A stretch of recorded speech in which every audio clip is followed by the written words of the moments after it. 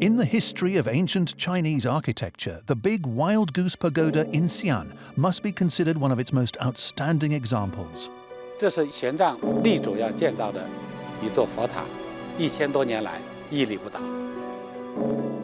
From the day it was built, the big Wild Goose Pagoda has stood here for more than 1,300 years and has not only been a witness to the intermingling of Eastern and Western civilizations, but is also a historical building that combines both Chinese and foreign elements.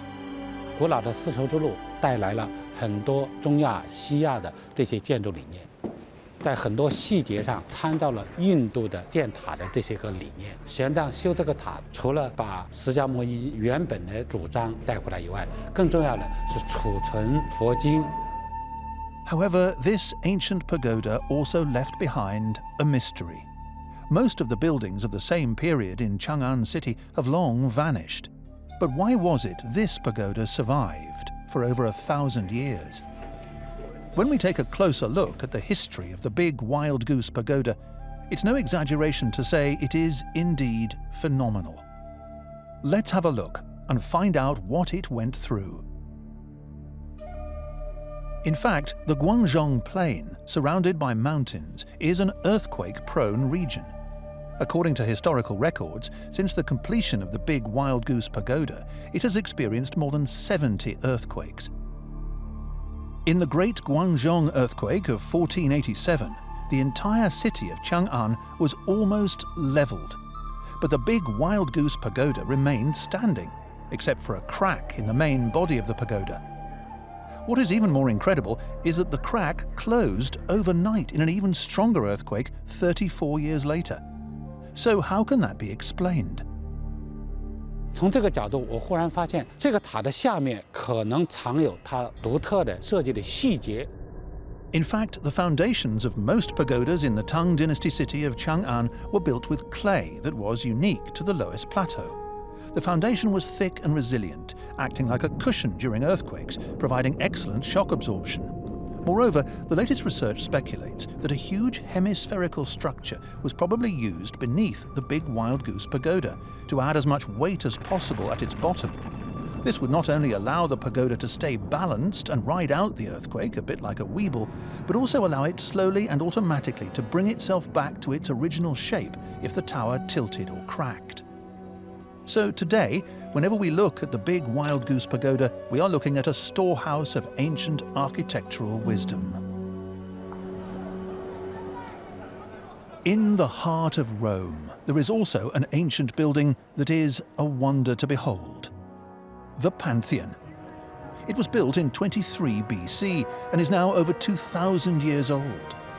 What then is so amazing about this building? Vedere qualcosa che è unico al mondo. Il Pantheon è una icona mondiale dell'architettura perché è un edificio che vediamo oggi come era 2000 anni fa e si è conservato meravigliosamente. Mr. Rutelli told me that it was called the Pantheon because it was a temple dedicated by Romans to all the gods. It is most famous for its huge dome, spanning 43.3 meters. It is said that no other dome surpassed it in scale over 1,000 years after it was built. So how exactly was this feat accomplished? The data showed that the keel technology that was essential for roof building was not available in ancient Rome, and that the Great Dome was constructed from a form of concrete without a single beam. Today, this seems like an impossible challenge. The secret to this success 2,000 years ago, however, lay in the distribution of weight.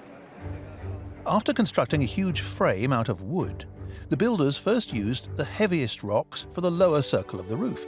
Then, the higher the level, the lighter the load used. They even used pumice stone, which could only be found in craters that could float on water, to reduce the weight. Finally, in the center of the dome where it was most likely to collapse, they ceased construction, leaving a large 9-meter-wide skylight. This design not only created a balance of mechanics, but also cleverly solved the problem of interior lighting. What amazes me is that internally, the dome lent the Pantheon the shape of a perfect hemisphere, which conveys a sense of the universe. From a bird's eye view, this architectural wonder was like an eye looking up at heaven. Perhaps the idea was to talk with the gods and allow communication between heaven and earth.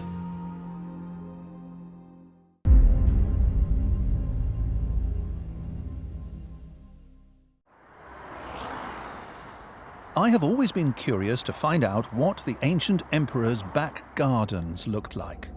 I've heard that there's a famous royal garden in the suburbs of Rome called Villa Hadrian, which has been poetically described as a Garden of Eden on earth, according to myriad architectural records. I'm going to see it today.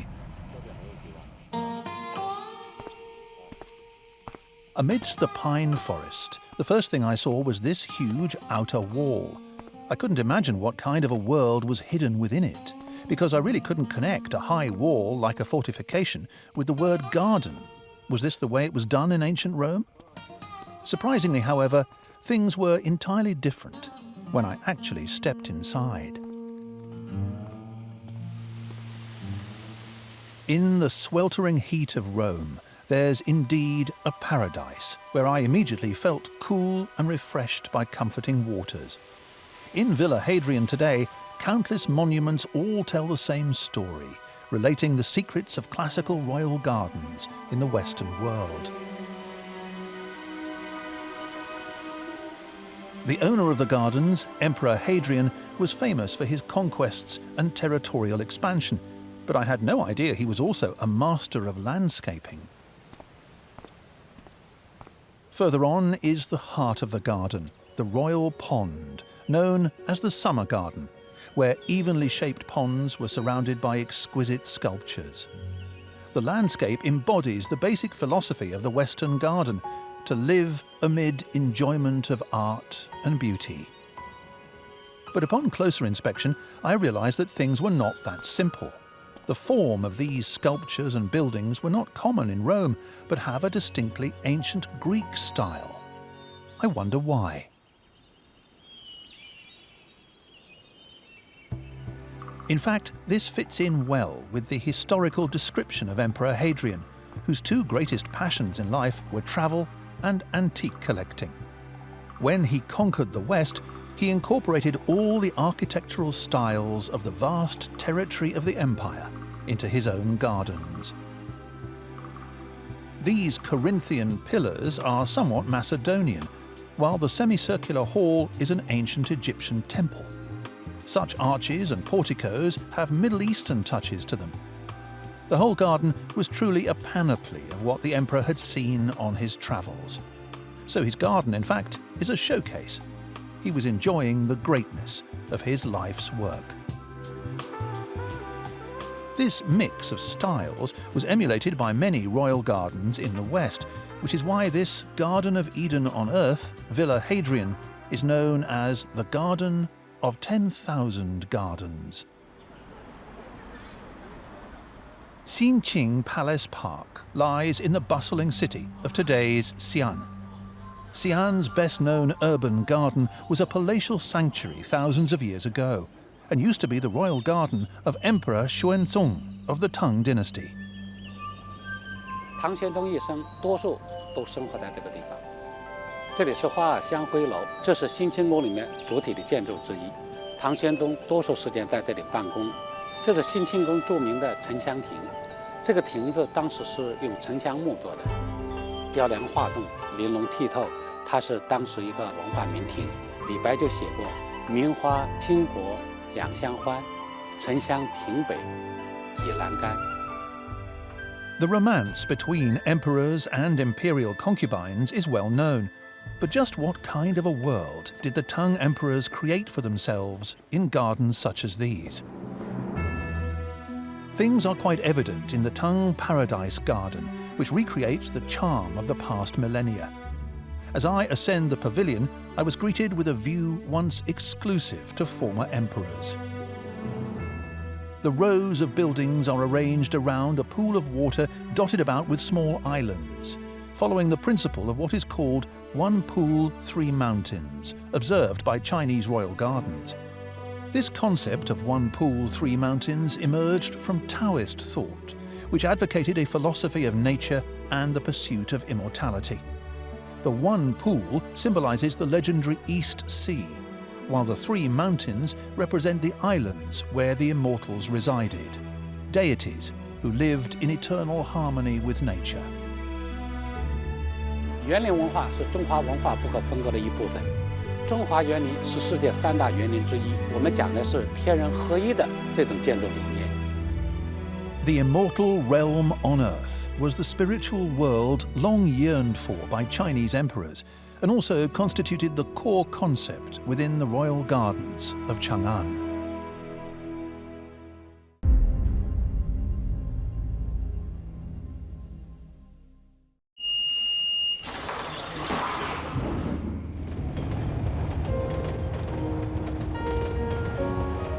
As I encountered life in Rome, I was acutely aware that no matter how I wandered about, I would come across all manner of bridges.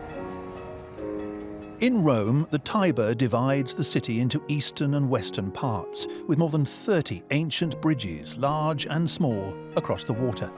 These bridges serve as important transportation hubs, as well as landmarks representing the superb architectural craftsmanship of ancient Rome. But in fact, bridges have always been extremely complicated structures. Even today, not many bridges can survive 100 years. So how robust were ancient Roman bridges?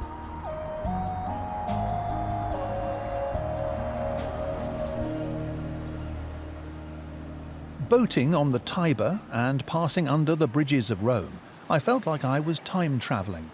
The youngest of these ancient bridges is nearly 1,000 years old. They are indeed a testament to Roman civilization throughout history.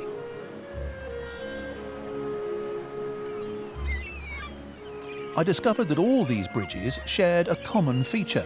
They are stone arch bridges. This is where the best of Roman bridge technology comes in.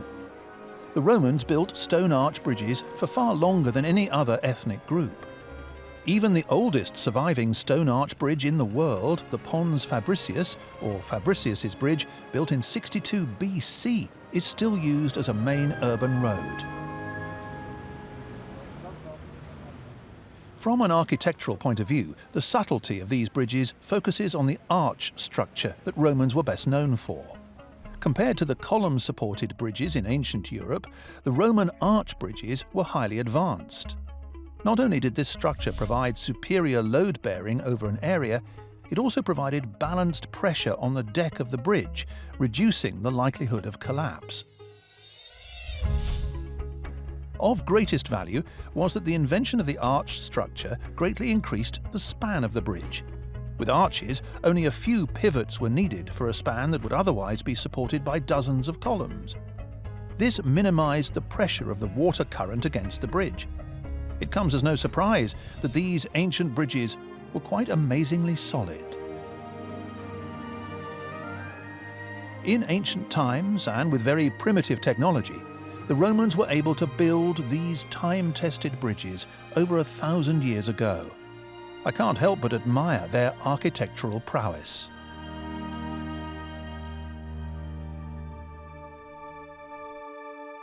Throughout the ages, Chang'an's appearance has undergone drastic transformation, but the city's unique charm has always remained the same. Even when judged against today's standards, these majestic pavilions remain the most iconic buildings in Xi'an. So why exactly were so many pavilions and towers built? Some may say that where there are walls, there will be towers. However, the answer is not as simple as that. Of course, as an important part of the city wall's defensive system, city towers were essential. There are many military buildings like these defensive towers and watchtowers, and they embody the ancient capital's former importance as a political centre. But even so, they still only make up a small portion of the many towers of ancient Chang'an. The history of Chinese buildings can be said to be as old as China's civilization. There were many kinds of buildings in the city of Chang'an during the Tang dynasty, such as this uniquely shaped Tang Observatory, which was a symbol of the technological level at that time. And in addition to buildings constructed for and by the state, pavilions were everywhere in the everyday lives of the Tang people. Like market watchtowers that oversaw trading operations and information relay watchtowers that enabled rapid communication, there were even scenic towers that allowed people to climb up to admire the views, satisfying the desire for culture and entertainment. It could be said that there were hundreds of pavilions in Tang Chang'an, if not more, and each of these pavilions had their own function for listening, seeing, and communicating, serving the role of connecting cities and playing an indispensable service. 钟楼和鼓楼，它都是通过钟和鼓的语言来向四面八方报时，尤其是报警。钟声一响，全城都能听得见，这个作用是城市必不可少的。 The magnificent style of the ancient pavilions still exists in today's Xi'an, and they impress themselves uniquely on this capital of 13 dynasties.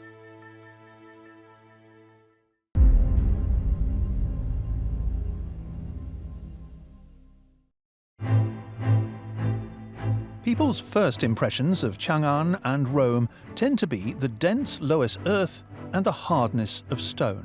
However, it's not difficult to find that they also possess a soft and beautiful side, that is, the clear waters of these ancient cities.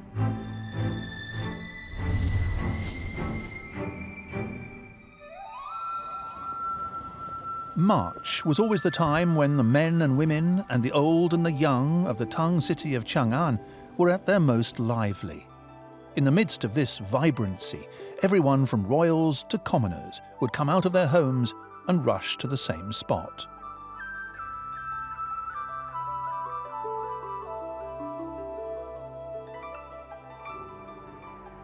"现在我们来的地方是曲江池，当时的长安八景之一，是把周边的这个人文景观和自然景观完美的结合在一起。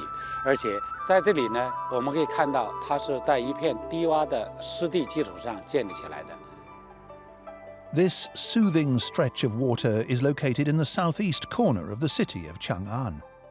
Imagine what it would have been like to have such a natural feature for the benefit of the public in the city, itself wrapped up on all four sides with walls, with straight streets and densely packed houses. 曲江池当时长安城里面不多见的对大众开放的一个公园。 The term public landscape is a modern architectural concept, but thousands of years ago its importance had long been recognized by the old city of Chang'an. The very spirit of the Chujiang Pool belongs to its landscape. From ancient times to the present day, the Chinese were unable to devise their landscapes without hills and water. Here, pavilions were cleverly scattered between hills and rivers and laid out well. Although the lake and the buildings are artificial, people feel they are in harmony with nature here. Why was this landscape created like this?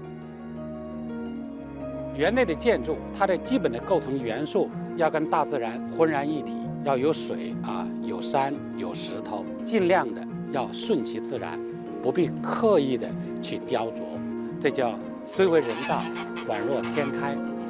Chujiang Pool is also a model of Chinese landscaping created by the literati, which enhances its mood. The water exists between the illusory and the real, merging with its architecture, overflowing with imagination. 当时也有很多文人墨客在这里吟诗作赋啊，这种浪漫的思维充满了诗情画意。 So where is the softness of Western landscapes? If anyone asks where you would find the most coins in Rome, banks and shops may not be the answer. Instead, it's this fountain in the centre of the city. This is the Trevi Fountain, the most famous edifice in Renaissance Italy.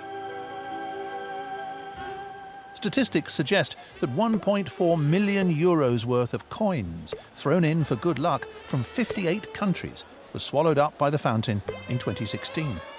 The fountain is the most important scenic structure in the West centred around water. It was the Romans who, 2,500 years ago, mass-constructed the world's earliest artificial fountains. They were trying to solve the problem of public water resources in densely populated areas. But perhaps as soon as this service was provided, people realized that the mix of water and light was also aesthetically pleasing. Later on, more than 1,300 fountains decorated the city.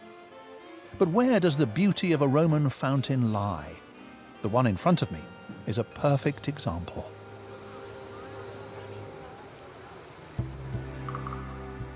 The huge sculptures of Poseidon are lifelike.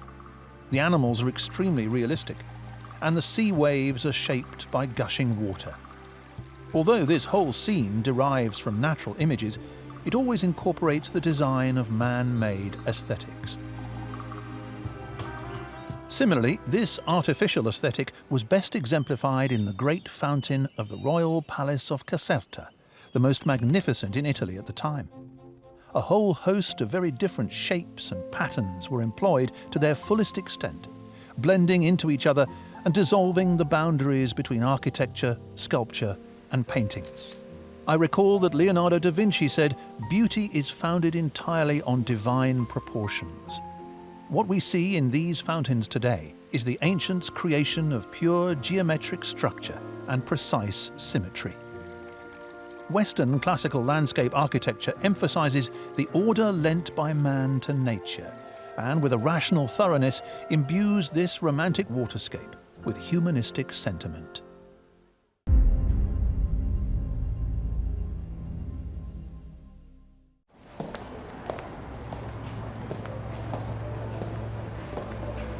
世间本无路，人走多了就是路。这是西安城的路，古代的这个商人啊，古代的这个外交官，古代的军人从这里通向四面八方。Throughout the ages, belief in communication has driven people to beat a path through the millennia. When we talk of China's ancient roads, the Tang dynasty saw them reach an unprecedented peak. 那么唐朝那个时候的路究竟是什么样的呢？ This was once the southern gate of the city of Chang'an during the Tang dynasty. Archaeological excavations began in 1972 and continue to this day. What I can see today is a secret that has yet to be revealed to the world. 这个明德门是长安城的正南门，遇到在这儿，往里走这一道，进去就是长安城了。当时这个地面用的是就是土夯土。我们在单门门发掘的时候，上面有一层灰，那层灰可能应该就是上面的电的东西。对。我们听到这个鱼子面的时候，拿这个来，在这个面呢要平刮。对，这个平刮了以后呢，我们可以看到夯土啊，它的遗迹现在都能出来。这就是那个你说那个灰土。这是红烧土的，红烧的。对，红烧土。火烧的那个木炭灰，都能看出来。那个时候它有石板吗？没有石板，一般也都是土的。也是土的。Every shovelful of Loess earth was put to great use in the hands of the ancient Chang'an people. The roadbed, tiles, and adhesive were all made of this basic material, so an ordinary thing was transformed into something amazing. A Tang poem notes how, on Chang'an Avenue, there is no dust in the morning or mud after rain, which is proof enough of the excellent quality of road engineering during the Tang dynasty. However, this is not the most surprising thing. 这是唐朝的长安城的模型图，中间这是一条朱雀大街，这条街很宽啊，这条街150多米，这在古今都是算是非常宽的这么一个大街。More than 1,000 years ago, the long Loess-based avenue was the world's largest, and even today it's an extremely rare engineering marvel from antiquity. How would the ancient Romans, who were famous for their avenues, build their roads? The roads of ancient Rome have intrigued me for such a long time, and now I'm going to see the ancient Appian Way, which Italians are highly proud of. Archaeologists told me that this road is over 2,400 years old. If I hadn't seen it with my own eyes, I would never have believed that such an ancient road is still being driven upon today. It's incredible. Questa è una strada importantissima, costruita nel 312 a.C. per scopi di tipo militare. La strada viene costruita per permettere agli eserciti di conquistare il sud d'Italia. Dopo la conquista militare questa strada diventa invece una strada commerciale. Collegherà Roma con il sud d'Italia e con tutte le province dell'impero, quindi diventerà la regina delle strade, come ha raccontato il poeta Stazio nel I secolo d.C., la strada più importante di tutte le strade costruite dai Romani. Being able to withstand the test of time for over 2,000 years, such a robust road was unprecedented. What kind of secret lay concealed within it? While puzzled by this question, a restoration site on the ancient road caught my attention. It turns out that the ancient Romans had their own unique method of construction for paving roads. According to historical records, they first laid a lot of cobblestones along the bottom layer and then paved the second layer with gravel. A third layer of stone slag and sand was added and then pressed evenly. Finally, a surface layer of large stones connected together neatly like a jigsaw. And then the road was finished. This multi-layered mass, with no bonding agent, was not only more strong, but less likely than modern roads to suffer from water or ice formation. No wonder it could last over 2,000 years. It's not easy to build such a road even today with new technology, let alone 2,000 years ago. However, this type of road was everywhere in the Western world during that time. It's evident that all roads lead to Rome was an engineering miracle that the ancients devised through manual labour. From Chang'an to Rome, ancestors from Eastern and Western civilizations left their mark on the earth with their ancient architecture. I will continue my journey because so many wonders are waiting to be explored along the long river of history.